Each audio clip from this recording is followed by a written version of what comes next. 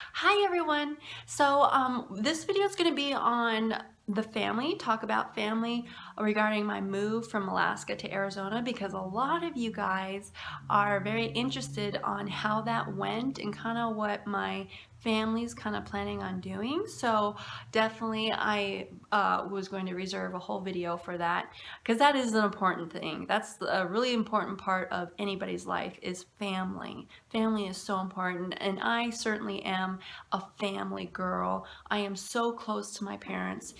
You don't know how close to my parents that I really am and my brother. I love my mom and dad and my brother so much because I know there's a lot of young kids out there, young adults, and even older people who don't really have a good relationship with their parents. But I'm so thankful that I have a good relationship with my parents and my brother, because I just love them so much, and I see and I understand all of the things that they have done for me throughout my life, and especially with this big move. Oh my gosh, I love them so much, and all the things that they did for me before they had to leave was quite amazing. And I'm very thankful that I have my mom and dad. I love them so much. But yeah, I'm a family girl, and I'm close to family. I love being around family. So this was hard for me.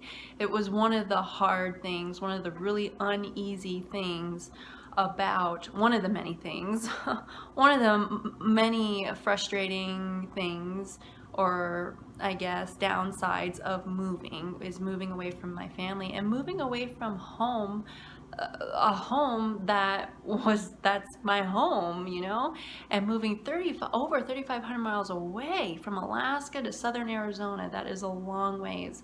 And so, especially for me, it is because I have never traveled that far before, never have moved ever, really. Well, of course I've moved out of the mom and dad's house, of course, but like moving out of the state, this is the first big event. But that it was more important to me to follow God's leading in my life, that I felt, that I still feel.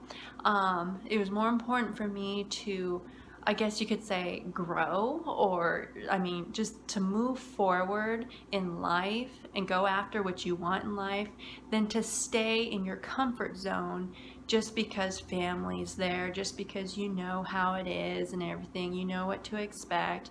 It was more, it was more stronger on me to move and to experience the new things that I believe God has for me, that He's been leading me to, and everything has got me down here, than to constantly and keep going through my routine that I have always had, and the pain and frustration that comes along with that too, from living in Alaska. Now, if you've watched me long enough, you know what I'm talking about. You know the Alaskan climate is just really rough and tough. It is. But again, that depends on who you're talking to. It depends on who you're talking to. But anyways, that goes into a whole nother story. We leave that behind us now because we're not there no more. And so, but yeah, the parting ways was really hard. Definitely at the airport the last day. My mom, of course, definitely was crying, but my dad was crying too. I couldn't hold it in anymore, and I started crying. So it was that typical airport scene when you're parting ways with family. But you know what? That's true. It's so true. I've never experienced that before because I've always been close to family.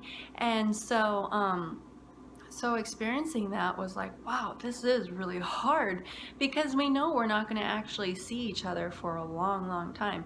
The only way we're going to see each other is through FaceTiming, through videos that we send each other, or until the next time we actually visit each other. Now, I know my dad, he's not afraid to cry, so he cried. And of course, we watched each other as they were going through the line and going through TSA, the security, until they left behind the wall. We were waving and just making sure our eyes were on each other until it was time for them to go behind the wall to the plane and everything. So yeah, I'm very close to my mom and dad. I love them so much.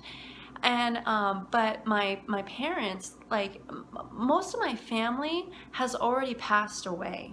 like before my move, I had one more grandparent that was alive, but grandma, Betty, which was my dad's mom, but she passed away like right before I was getting ready to move. She was kind of on her deathbed for quite a while, and so she passed away, so I don't have no more grandparents anymore. And throughout the past couple of years, my grandparents have been passing away, but part of my other family has been passing away too. So the only people left in Alaska are like 3 uncles, and the rest of my uncles and my aunt are in the lower 48, but they're in like Montana, Idaho, Wyoming, I believe. So they're in the northern part of the lower 48 of the United States, you know. So I don't really see them a whole lot, but I do have like 3 uncles who are left in Alaska. But other than that, everybody has been passing away, and so family is very, like when we talk about family, it's not a big family. It's just the immediate family, mom, dad, and brother now. You know, and we're used to having grandma and grandpa, both sides of the family, everybody and the uncles and aunts kind of getting together and everything, and that just doesn't happen anymore, and it hasn't happened for a while. But so there really wasn't much left in Alaska for me either. So that was a good indication to me that it was time to go. Because usually that's one thing I've learned, is when God kind of tells you it's time to go, he really draws things away, draws things back. And you really find like your resources and everything are kind of dried up, and there's really nothing left. And those are kind of some of those pinpoints you can kind of take into account that, okay, this is part of God telling me it's time to go. And definitely for me, it was time to go. But definitely my parents, they are, they want to be snowbirds, but they want to keep their residency in Alaska, but they want to leave for the winter, which is the standard thing that a lot of retired people do and middle-aged type people do, I guess. They always, if you can financially do it, I mean, they like to stay where they're at but leave for the winter. But eventually my mom and dad will do a full complete move to a warmer state. And now that they know where I have landed, they're kind of following right behind me, because we want to stay together. I mean, I definitely want to stay together with my mom and my dad. I mean, we still text, we still send videos back and forth, and FaceTiming. So, and that's quite often. That is quite often. And so we haven't gone through long periods of time of not talking at all. So again, that shows you how close we are. So, but definitely it's funny because my brother too, everybody was just kind of waiting for me to make a move. Because everybody kind of wants to leave to a warmer climate. They always talk about it, but there's no action being taken. And I know for me, it festered on me long enough where I'm like, you know what? I'm taking action here because I don't want to be in this cold climate anymore. I'm taking action. I'm going because God is telling me to go, and I can't stay here anymore. And so I was kind of the first one to make the move. It's kind of funny because my brother, I was talking to him, and he was saying that he was like, Staci, I was actually waiting for you to make the first move. And so he was waiting for me because he's a little scared to go by himself and not have any family there wherever he goes. And so I was the one that made the move. And so now I'm just waiting for family to get down to me. But like, if we visit each other, I will not be the one going up to Alaska. I'm done with Alaska. I am done with Alaska for quite a while. So if there's any visiting face-to-face, they will be the ones coming down to me to visit. And because I refuse to go back to that Alaskan climate, that Alaskan winters.